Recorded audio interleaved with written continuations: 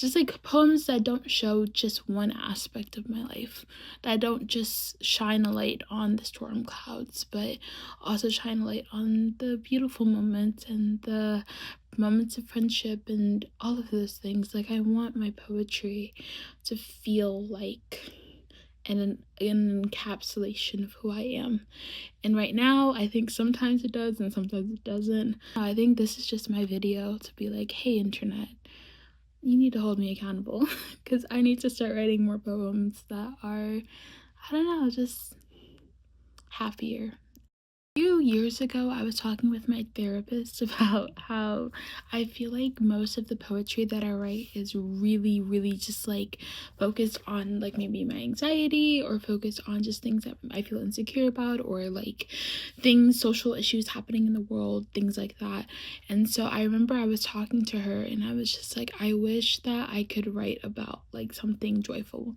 I wish that I could write about like love, or being loved, or just the things that make me happy. I don't know, like when I talk about love, I'm not even talking about like just romantic love, but just like love for friends, love for family, love for all the little things that I'm just like obsessed with, like being creative, and TV shows like Avatar: Last Airbender, which we all know is tea.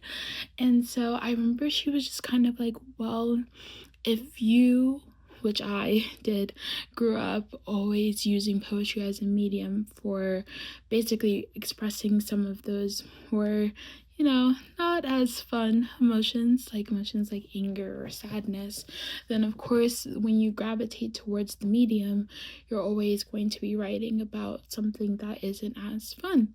And so I remember I started to be more intentional about how I wrote poetry and the frequency with which I wrote poetry, right? And just making sure that like I'm not just writing about the sad moments or the insecure moments or the moments where I'm just like, oh my god, there's a lot going on, but also the moments that make me really happy. And I think recently I've kind of fallen out of that.